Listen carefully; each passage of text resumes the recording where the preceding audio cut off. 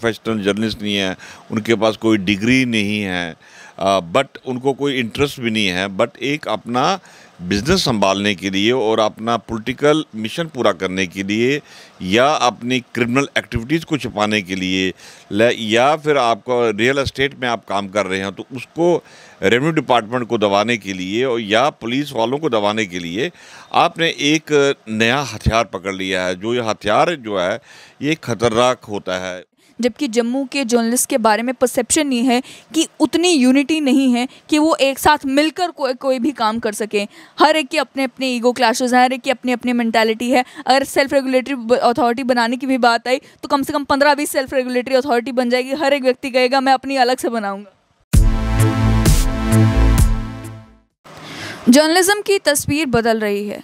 जिस समय इंडिया में जर्नलिज्म शुरू हुआ था, प्रिंट जर्नलिज्म से लेके उसके बाद ब्रॉडकास्ट जर्नलिज्म तक कई सारे डिफरेंट फेजेस जर्नलिज्म में देखने को मिले। लेकिन अब बारी है डिजिटल जर्नलिज्म की। और डिजिटल जर्नलिज्म में सोशल मीडिया का इस्तेमाल करके जो लोग न्यूज़ ब्रॉडकास्ट कर रहे हैं, एक तरफ वो भी सेक्शन है जो कि बहुत रिस्पॉन्सिबली न्यूज़ को कवर कर रहा है, लेकिन उन चैनल्स की भी कमी नहीं जो खुद को क्लेम तो करते हैं कि वे न्यूज़ ब्रॉडकास्टर हैं, लेकिन लोगों के पर्सनल मसले हों, प्राइवेट मसले हों और वो चीज़ें जो कभी खबर का हिस्सा नहीं होती थी वो भी खबर का हिस्सा बन चुकी हैं।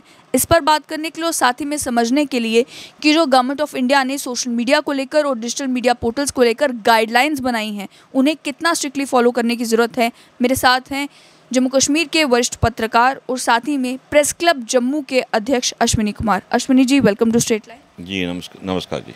अश्विनी जी, सबसे पहले यही कि जिस तरीके का माहौल सोशल मीडिया पर देखने को मिल रहा है न्यूज़ के संदर्भ में, क्या समझते हैं कि क्या कुछ करने की ज़रूरत है ताकि जिस तरीके की तस्वीरें, चाहे डेड बॉडी की तस्वीरें आपको सोशल मीडिया पर आज मिल जाएगी, घर के झगड़े आपको आज सोशल मीडिया पर न्यूज़ की शक्ल में मिल जाएंगे, इसे रोक लगाने के लिए इस पर क्या कुछ करने की ज़रूरत है? देखिए, अभी पहले जो होता था एक मेन स्ट्रीम जर्नलिज्म होता था, चाहे प्रिंट मीडिया हो या इलेक्ट्रॉनिक मीडिया हो, वो एक कुछ लिमिटेड लोग होते थे, चाहे जम्मू में हो या कश्मीर में हो, चाहे ऑल इंडिया लेवल पर हो, या न्यूज़पेपर के जो रिपोर्टर्स होते थे उनका एक डाटा बेस्ड होता था कि ये लोग रजिस्टर्ड हैं, ये एक्रेडिटेड कॉरेस्पॉन्डेंट हैं और ये इस अखबार में काम करते हैं। उस अखबार का एड्रेस पता होता था। तो एक कुछ सालों से आप जैसे अभी सोशल मीडिया जैसे आपका डिजिटल मीडिया आ चुका है और बड़े बड़े अखबार जो है और न्यूज़ चैनल्स हैं उन्होंने भी डाइवर्शन कर दी है सोशल मीडिया के ऊपर, क्योंकि अभी जो नया ट्रेंड आ रहा है, न्यू जनरेशन जो आ रही है वो सोशल मीडिया पर जा रही है और टेलीविज़न की तरफ लोगों का रुझान कम हो रहा है। अखबारों की प्रिंटिंग का काफ़ी कम हो रही है, अखबारें कम छप रही हैं, मोस्टली लोग जो है ई न्यूज़पेपर पढ़ते हैं। तो अब जो तो बड़े बड़े अखबार हैं, जो कुछ टीवी चैनल्स हैं, उनका तो आपको अता पता है कि वो लोग कौन हैं, बट जो अभी जो मशरूम ग्रोथ ऑफ जर्नलिज्म आ रही है, जिनका कोई बैकग्राउंड नहीं है, जिनका कुछ जर्नलिज्म के लेना देना नहीं है, वो प्रोफेशनल जर्नलिस्ट नहीं है, उनके पास कोई डिग्री नहीं है, बट उनको कोई इंटरेस्ट भी नहीं है, बट एक अपना बिज़नेस संभालने के लिए और अपना पॉलिटिकल मिशन पूरा करने के लिए या अपनी क्रिमिनल एक्टिविटीज़ को छुपाने के लिए या फिर आपका रियल एस्टेट में आप काम कर रहे हैं तो उसको रेवेन्यू डिपार्टमेंट को दबाने के लिए और या पुलिस वालों को दबाने के लिए आपने एक नया हथियार पकड़ लिया है। जो ये हथियार जो है ये खतरनाक होता है और जैसे आपने अभी बोला कि कितना ये आगे बढ़ने जा रहा है और आने वाले दिनों में सरकार ने अभी तक तो इस पर कोई ऐसा रोक नहीं लगाई है, एक गाइडलाइन इशू की है सोशल मीडिया प्लेटफॉर्म्स के लिए और उसमें कोई इस तरह का कोई प्रावधान नहीं है कि उसके ऊपर कोई सख्त कार्रवाई होगा, एफआईआर लगेगा या उनको अरेस्ट किया जा सकता है। तो अभी उन्होंने एक गाइडलाइन शुरू की है और मुझे लगता है कि आने वाले दिनों में अभी वो गाइडलाइन जो की है उस पर सब लोगों को काम करना चाहिए। बट अभी तक मैं देख रहा हूँ कि जो कि अच्छे मीडिया के लोग हैं, अच्छे जर्नलिस्ट हैं, जो पढ़े लिखे लोग हैं, वो तो उस गाइडलाइन को चला रहे हैं, उसके ऊपर काम कर रहे हैं। बट जो अनप्रोफेशनल लोग हैं, जो मैं आपको वर्ड कोट अनकोट बोलूँगा, अनप्रोफेशनल लोग हैं, जिनका सुबह घर से निकलना और एक मोबाइल पकड़ना और 100-150 रुपये का वो लेकर और आपको ब्लैकमेल करना, वो जो लोग हैं वो एक ख़तरनाक हैं, और उसके लिए सब मीडिया वालों को इकट्ठा होना चाहिए, जो कि प्रोफेशनल लोग हैं। और मेन स्ट्रीम मीडिया जो है इसमें मारा जा रहा है, और आप और बाकी किसी लोगों में कोई फ़र्क नहीं है कि वो क्या कर सकते हैं। इसलिए जो सोशल मीडिया एक ख़तरनाक मीडिया है, और इसको कंट्रोल करना जो है सरकार को कदम उठाने चाहिए। अभी रिसेंटली एक जॉइंट सेक्रेटरी जो है आई&बी मिनिस्ट्री में, उन्होंने इसके ऊपर एक कॉन्फ्रेंस की थी, और हम लोग भी उस कॉन्फ्रेंस में थे, और अच्छा भी लगा, हमने भी व्यू पॉइंट्स अपने दिए। बट अभी तक जो सरकार ने कोई ऐसा कानून नहीं बनाया है कि इन लोगों को किस तरह कंट्रोल किया जा सकता है। ब्लैकमेल की क्योंकि आपने बात की, कई सारे ऐसे इंसिडेंट्स देखने को मिलते हैं जहाँ पर कोई व्यक्ति अगर कोई खबर करता है या कोई इंटरव्यू करता है या कहीं पर कोई न्यूज़ कवर करने के लिए जाता भी है, तो इल्ज़ाम ये लगते हैं कि ये पैसा लेते हैं इस चीज़ के लिए भी।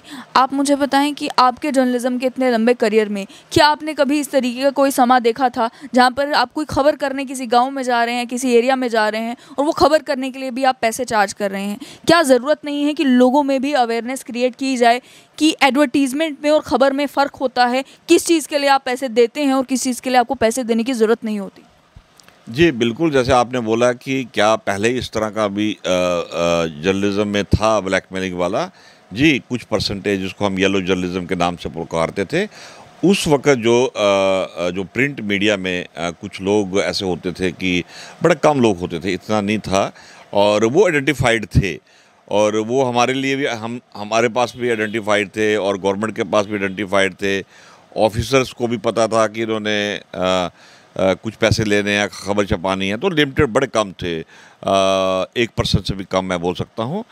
और अभी जो मशरूम हुई है, अभी उसकी परसेंटेज जो है काफ़ी बढ़ गई है। मेरे को 60-70% कह सकता हूँ मैं अभी, क्योंकि मेरे पास भी काफ़ी कंप्लेंट्स आती हैं, क्योंकि as a president press club और एक रुतबा है जम्मू कश्मीर में और लद्दाख में लोगों के साथ, और लोग जो है हम लोगों को, क्योंकि हम अब ये जनरेशन है, जो पहली वाली जनरेशन थी ख़त्म होगी, उसकी नेक्स्ट जनरेशन हम लोग हैं, उसके बाद आप लोग हैं उस जनरेशन में, तो लोग हमारे पास कंप्लेंट आते हैं। अभी तक पिछले 1 साल में करीबन 15-20 कंप्लेंटें आई हैं इस तरह की, जो ब्लैकमेलिंग की कंप्लेंट्स हैं, और कुछ लोगों के ख़िलाफ़ एक्शन भी लिया गया है।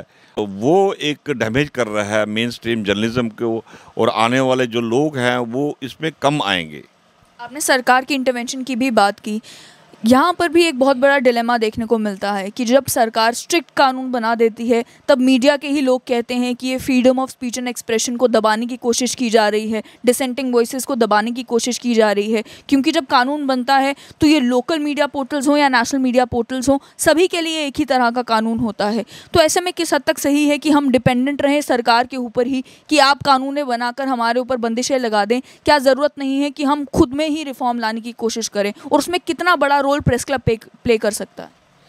जी बिल्कुल, जिस तरह से मैं नहीं चाहता हूं कि सरकार की तरफ से इस तरह की कोई कानून लाए जो कि हमारे राइट्स को क्रश करे। एज ए जर्नलिस्ट हम एक नॉर्मल आदमी हैं, हमारे पास कोई प्रिविलेज नहीं है कि मैं स्पेशल, कानून में ऐसा नहीं लिखा हुआ। जैसे आप एक नॉर्मल आदमी हो, मैं भी एक नॉर्मल आदमी हूँ, बट मेरे पास एक ही है कि मेरे पास कलम है, और कलम को लेना और उसको दबाना सरकार नहीं कर सकती है, और ना मैं इसके फेवर में हूँ कि इस तरह का सरकार कोई ऐसा इंसिडेंट एक्सीडेंट करे। और जिस तरह से अभी गवर्नमेंट ऑफ इंडिया ने कहा है कि एक तो आप ग्रीवेंसेस ऑफिसर जो नियुक्त करें, जो कि आपका डिजिटल मीडिया में है, और उसके बाद आप एक अथॉरिटी बनाइए, ब्रॉडकास्टिंग अथॉरिटी, सेल्फ रेगुलेटरी, जिस तरह की NBSA ने बनाई है। और काफ़ी NBSA जो है नेशनल ब्रॉडकास्टिंग स्टैंडर्ड अथॉरिटी, जो कि टेलीविज़न के लोगों की है, और उन्होंने काफ़ी कंट्रोल किया है। क्योंकि मैं टीवी में जितना भी देखा है कि कोई भी अगर वहाँ कंप्लेंट करता था, उसका एक्शन होता था, और टीवी चैनल्स को बारी वहाँ पर जो जुर्माना भी किया, 5-5 लाख रुपए जुर्माना किया गया। और उसके बाद उनको NBSA ने कहा कि क्योंकि आपने प्राइम टाइम में ही चलाई है खबर, अगर 9 बजे चलाई है तो 9 बजे ही आप कम से कम 5 मिनट माफ़ी मांगोगे, आपने ब्लैक स्क्रीन करोगे टीवी की, और माफ़ी मांगोगे कि हमारे से ये गलती हो गई है, ये खबर जो है हमने चलाई थी वो गलत थी, और इसके लिए अपॉलॉजी मांगते हैं। और उसको फाइनेंशियली भी उनको काफ़ी नुकसान हुआ। और मुझे लगता है कि इस तरह की अथॉरिटी सरकार ने हमें भी बोला है कि डिजिटल मीडिया के लिए भी स्टेट लेवल पर बनाई जाए, जिससे कि कम से कम ये जो लोग हैं इन लोगों को ना तो मेंबर बनाया जाए, और अगर इस तरह का आप इकट्ठे हो जाते हैं सब लोग और आप पुलिस को इन्फॉर्म करते हैं, जैसे कि मेरे पास कोई इंसिडेंट होता है तो क्योंकि कोई ऐसा रूल तो नहीं है, बट हम पुलिस वालों को बोलते हैं कि एफआईआर लगा लिए और उस बंदे को अरेस्ट कर लीजिए। अभी पिछले कुछ एक साल में 8-10 लोगों के खिलाफ इस तरह के एक्शन किए गए हैं और वो अभी फील्ड से गायब हैं। साथ कोई पर्सनल लेवल पर नहीं है, बट बदनामी इसलिए होती है कि जब आप ब्लैकमेलिंग करते हो और एक जो प्रोफेशनल जो आदमी ने पढ़ा लिखा है और इतने साल में अपनी कमाई की है, जिसके पास डिग्री है, जिस पास नाम है, काम है, और आप उसको भी बदनाम करते हो। और इसके लिए जो सेल्फ रेगुलेटरी अथॉरिटी है वो बड़ा ज़रूरी है और हमें उसके लिए काम करना चाहिए। सेल्फ रेगुलेटरी अथॉरिटी की अगर बात की जाए, क्या आपको लगता है कि इस तरीके की एक बॉडी बनाना जम्मू में पॉसिबल है, जबकि जम्मू के जर्नलिस्ट के बारे में परसेप्शन नहीं है कि उतनी यूनिटी नहीं है कि वो एक साथ मिलकर कोई भी काम कर सकें? हर एक के अपने अपने ईगो क्लैशेस हैं, हर एक की अपनी अपनी मेंटालिटी है। अगर सेल्फ रेगुलेटरी अथॉरिटी बनाने की भी बात आई तो कम से कम 15-20 सेल्फ रेगुलेटरी अथॉरिटी बन जाएगी, हर एक व्यक्ति कहेगा मैं अपनी अलग से बनाऊँगा। नहीं, ऐसा नहीं है। हर चीज़ में डिसिडेंस तो होता ही है। मुझे याद है कि जब इतने बुज़ुर्ग लोग थे और 94-92 में जब प्रेस क्लब बना, हमने शुरू किया, हम भी 4-5 लोग थे, वहाँ बैठकर ऐसे ही डिस्कशन हुई और खेल खेल में प्रेस क्लब बन गया। और उस वक्त भी 2 ताकतें थी जम्मू में जो कि नहीं बनने दे रही थी, और हम यंग थे उस वक्त। हम उनके पास गए, दोनों के पास गए और दोनों को बोला कि कम से कम आप लोगों ने तो लड़ना ही लड़ना है, आप लड़िए, बट कम से कम हमें तो आगे बढ़ने दीजिए। तो उन्होंने हमें कोऑपरेट किया और कोऑपरेट करके आज प्रेस क्लब काफ़ी बुलंदी पर पहुंच चुका है। मुझे लगता है कि नॉर्थ इंडिया में one of the best club है। और उसके बाद कश्मीर में प्रेस क्लब बना, वहाँ भी काफ़ी डिसिडेंस हुई। मुझे याद है कि महबूबा मुफ्ती जी चीफ मिनिस्टर थी, उन्होंने मुझे कहा कि अश्विनी जी कश्मीर वालों को भी कुछ समझाइए, उनको भी बताइए। उनके लोग भी हमारे पास आए, हमने उनको फॉर्म करके बताया कि किस तरह से फॉर्म करना है।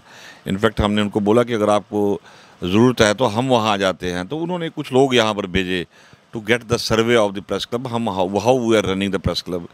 लद्दाख में बड़ी प्रॉब्लम थी, लद्दाख के लोगों ने मुझे कांटेक्ट किया, मैंने उनको कॉन्स्टिट्यूशन बुलाया, वहाँ भी थोड़ा सा प्रॉब्लम था, बट वहाँ भी प्रेस क्लब बन गया। तो मैं नहीं कहता हूँ कि हर जगह डिसिडेंस तो होते हैं लोग, बट अगर आप 10 लोग अच्छे लोग मिल जाएंगे तो अगर 20 लोग गलत भी होंगे वो आपको कुछ बिगाड़ नहीं सकेंगे, क्योंकि government will not support them, government will support you. Because अगर आप अच्छा एक रिप्रेजेंटेशन कर रहे हो तो तभी तो आप गवर्नमेंट मिनिस्ट्री ऑफ इंफॉर्मेशन की पार्टिसिपेशन कर रहे थे। उन लोगों को तो पता भी नहीं था कि वो हो सकता है कि नहीं हो सकता है। मैंने काफ़ी लोगों को भेजा जब ये हुआ कि मैं कहा फटाफट आप सब लोग फाइल कीजिए, अपना डाटा वाटा फाइल कीजिए। तो उन लोगों को गवर्नमेंट ने इनवाइट किया। तो जब आप एक अच्छा ऑर्गेनाइजेशन बनाते हो तो अगर वो अलग से एक अथॉरिटी बनाते भी हैं तो government will not recognise them, मुझे लगता है, क्योंकि इस तरह का हर एक लोग कोशिश करेंगे, बट जो चोर है वो चोर है, उसको आप कभी साफ़ सुथरा नहीं बोल सकते हो। और उसके लिए अगर हमें इकट्ठा भी होना पड़ेगा, सरकार हमें भी आता है हैंडल, सरकार को कैसे करना आता है कि गवर्नमेंट किसके साथ साथ होगी, कि एटलीस्ट हमें ये तो कंट्रोल हो जाए कि हम एक आदमी को कंट्रोल कर रहे हैं। आप किसी के घर में घुस जाते हो और आपको ये पता ही नहीं है कि कानून क्या बोलता है। इस तरह की अथॉरिटी आएगी तो हम उनको टाइट कर सकते हैं। प्रेस क्लब की अगर बात की जाए तो प्रेस क्लब जिस तरीके का डिस्कशन और डिस्कोर्स प्रेस क्लब में होना चाहिए था, और ये जितने भी यंग जर्नलिस्ट फील्ड में हैं या अनट्रेन्ड जर्नलिस्ट फील्ड में हैं, जिन्हें अगर सिखाया जाए, बताया जाए तो वो भी शायद बहुत बेहतर कर सकते हैं। क्या आपको नहीं लगता कि कोशिशें की जानी चाहिए थी कि जितने एक्सपीरियंस जर्नलिस्ट हैं और जितने यंग जर्नलिस्ट हैं उनके बीच में एक डिस्कशन, एक डिस्कोर्स, उस तरीके की वर्कशॉप्स, उस तरीके की सेशंस कंडक्ट किए जाएँ प्रेस क्लब के द्वारा, ताकि उन्हें भी बहुत कुछ सीखने को मिले और वो अपनी प्रोफेशनल लाइफ में और बेहतर कर पाएँ? जी, आपने बिल्कुल बोला, सही बोला कि इस तरह के प्रेस क्लब को करना चाहिए। और अगर आपको याद होगा कि 2 साल पहले FTI पुणे को हमने जम्मू में लाया, first time in the history of Jammu and Kashmir. Film and television institute के लोग ट्रेनर जम्मू में आए। प्रेस क्लब में हमने 51 लोगों को ट्रेन किया यहाँ पर, और मुझे एक प्राउड सा होता है कि वो बच्चे अच्छा काम कर रहे हैं, एक्सेल कर रहे हैं, कुछ एडवर्टाइजमेंट में जा रहे हैं, कुछ बाहर काम कर रहे हैं, कुछ यहाँ पर कर रहे हैं। और उसमें से मैं सही आपको बता दूँ कि अगर डाटा के हिसाब से देखा जाए 10 या 15 लोग थे जो प्रोफेशनल जर्नलिस्ट आए थे। कुछ कमर्शियल वाले थे, कुछ को मैंने स्टूडेंट्स को लाया, और कुछ गांधी मेमोरियल कॉलेज के थे, कोई सेंट्रल यूनिवर्सिटी के लोग थे, कुछ जम्मू यूनिवर्सिटी के लोग थे। 51 लोगों को ट्रेन किया गया और उनको जो टेक्नोलॉजी सिखाई गई। बट ये लोग आए नहीं, ना इन्होंने रजिस्ट्रेशन की, ना इन्होंने वहाँ पर आए, क्योंकि इनके लिए ये ट्रेनिंग और ये रूल रेगुलेशन कुछ नहीं है। अगर आप इनको टाइट कर दोगे रूल रेगुलेशन के ऊपर, तो कहेंगे तो आप तो काम ख़राब हो गया। अब किसी के घर में घुस जाते हो, आपको पता ही नहीं है कि ट्रेसपासिंग हो रही है, और लोग शरीफ हैं कि वो बोलते नहीं हैं, और आप कितना वायलेशन कर रहे हो, लॉ की कर रहे हो। अभी अभी मैं सोशल मीडिया पर देखता हूँ कि किस तरह से लोग क्या क्या बोलते हैं और लफ्ज़ क्या बोलते हैं। लफ्ज़ उनको ये नहीं पता कि एनएसजी क्या होता है और एनआईए क्या होता है। उनको ये नहीं पता कि अंदर क्या होता है, एयरपोर्ट टेक्निकल एयरपोर्ट के अंदर क्या हो रहा है और बाहर बोल रहे। या तो आपका नेटवर्क इतना हो कि आप अंदर की खबर बताओ कि अंदर क्या क्या हो रहा है, और आप बाहर बकवास नामा बोलते हो, और लोग ये नोट करते हैं। मेरे पास काफ़ी लोगों ने वीडियोज़ ऐसे भेजे कि देखो इसको, ये देखो क्या बोल रहा है या बोल रही है। तो इसलिए एक बड़ा दुख होता है कि अगर इस तरह के लोग आपके जर्नलिज्म में आएंगे, हालांकि बड़े कम लोग रहते हैं, बट तब तक वो आपको काफ़ी डैमेज कर चुके होंगे। तो सब लोगों को, जो प्रोफेशनल लोग हैं, जो मेन स्ट्रीम चाहे प्रिंट मीडिया के हो, इलेक्ट्रॉनिक मीडिया के हो, उनको इकट्ठा होकर इन लोगों को बाहर निकालना चाहिए। आखिर में अश्विनी जी, प्रेस क्लब को लेकर एक इल्ज़ाम ये भी लगता है कि प्रेस क्लब में लगभग 3 ही काम होते हैं। एक प्रेस क्लब के बाहर धरना दिया जाता है, एक प्रेस क्लब के अंदर कई बार प्रेस कॉन्फ्रेंसेस होती हैं, और तीसरा रेस्टोरेंट अच्छा है, वहाँ बैठ के लोग अच्छा खाना खा लेते हैं। तो जिस तरीके से प्रेस क्लब में होना चाहिए कि जर्नलिस्ट बैठे हैं, डिस्कशन हो रही है, आइडियाज़ एक्सचेंज हो रहे हैं, और ये एक डेली अफेयर बने कि जितने भी जर्नलिस्ट आपको मिले वो प्रेस क्लब का उस तरीके से इस्तेमाल करते हुए मिले जिस पर्पज़ के लिए प्रेस क्लब को बनाया गया है, वो कब तक ऐसा एक एटमॉस्फेयर जो है वो प्रेस क्लब में जम्मू में देखने को मिलेगा? जी बिल्कुल सही बोला आपने। हमें एक वक्त होता था कि जब प्रेस क्लब बना था कि फ़ीमेल को लेके बड़ा ख़तरनाक था कि फ़ीमेल आएगी, वहाँ पर रेस्टोरेंट है, बार है, फ़ीमेल को लेके आएंगे कि नहीं आएंगे। आज मैं आपको फ़ख्र से बोल सकता हूँ कि जो हमारा फैमिली रेस्टोरेंट है वो 100% पैक होता है, और वहाँ पर जगह नहीं होती है। तो एक वो मिथ जो था वो ख़त्म हो गया है। अब जैसे आपने प्रोफेशनल जर्नलिज़म की बात की और लिटरेरी चीज़ें की बात करने की, वो आपको इनहर्ट अंदर से होना चाहिए। वो मैं नहीं कर सकता हूँ जब तक आपको अपना इंटरेस्ट पढ़ने का नहीं होगा, आपको डिस्कशन करने का नहीं होगा। बट जो लोग हैं ऐसे जम्मू में, जितने भी लोग हैं, मैं नाम नहीं लूँगा उन लोगों का, वो लोग आते हैं, हम बैठते हैं, प्रेस क्लब में बैठते हैं। वो आपको बाहर में नहीं मिलेंगे, क्लब में और भी कहीं जगह बैठने की, यहाँ काफ़ी जगह हमने रखी हुई है बैठने की। वो डिस्कस करते हैं इसी चीज़ों के, वो अपना वर्चुअल भी करते हैं। फिर अभी कोविड के दौरान भी हम उस पर डिस्कशनें करते हैं। उसमें कोई हम बाकी का वीडियो या कुछ नहीं डालते हैं, खाली हम वो चीज़ें डिस्कस करते हैं। और प्रेस क्लब में जैसे बैठते हैं, एक वक्त था जैसे आप कल्चर की बात होती है, जैसे कश्मीर में क्लब कल्चर पहले काफ़ी पुराना था, 47 के पहले का था। जैसे अमर सिंह आप देखो 33 का बना हुआ है, और आप देखिए कि जम्मू क्लब, अमर सिंह क्लब और प्रेस क्लब जो है, वो प्रेस क्लब तो सबसे बाद में बना। तो अभी अमर सिंह क्लब और जम्मू क्लब, वहाँ भी कोई ऐसा कल्चर नहीं है जो लिटरेरी हो, डिस्कशन हो। तो प्रेस क्लब में अभी हमने बढ़ाया था, बट जम्मू में इतने लोगों को खड़ा करना, तैयार करना, उनका जो लिटरेरी जो उनके डिस्कशन होना चाहिए, पढ़ने का शौक़ है लोगों को, पढ़ने का शौक़ नहीं है। हम पढ़ने के लोगों को बोलते हैं कि पढ़िएगा, बुक्स लीजिएगा। अभी एक आदमी ने बुक लिखी है डिलिमिटेशन के ऊपर, उसने अभी मार्केट में किताब नहीं आई है, तो उसने सबसे पहले मुझे पढ़ी दी, रात को दी। मैंने पूरी रात बैठ के पढ़ा, और सुबह उसे मुझे फ़ोन किया, पढ़ी आपने? मैं कहा पढ़ ली मैंने सारी, पूरा चैप्टर जो कंक्लूजन चैप्टर था। और उसके बाद मैंने आगे ट्रांसफॉर्म की, ये नहीं मैंने अपने पास रखी वो, मैंने आगे जाकर लोगों को ट्रांसफ़र की, वो मेल्स की आगे से। और उसके बाद लोगों ने आर्टिकल लिखे उसके ऊपर, और जिन लोगों को मैंने उन्होंने कहा कि जिस आदमी ने लिखी है, जैसे सुमीर खजूरिया है उधमपुर के, उन्होंने इसके ऊपर अच्छी किताब लिखी है। और उसके ऊपर जंडियाल साहब ने, के बी जंडियाल साहब ने, उन्होंने उस पर एडिटोरियल एडिट पेज पर एक आर्टिकल लिखा।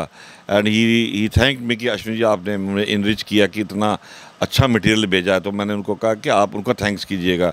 तो इस तरह के जो लोग हैं जम्मू में हैं काफ़ी, ये नहीं है, बट लोग बाहर नहीं आते हैं। बाहर इस तरह के ग्रुप्स बैठे, डिस्कशनें हो, बट कश्मीर में ऐसा था कि जैसे वहाँ पर कॉफ़ी हाउस था, कॉफ़ी हाउस में कॉफ़ी पी कर ही लोग इतने डिस्कस करते थे।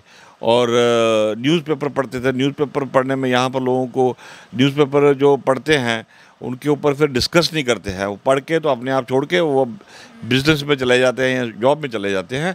इस तरह का जो माहौल है अभी कुछ सालों से बढ़ा है, और मुझे लगता है कि इससे और बढ़ना चाहिए। बहुत बहुत शुक्रिया।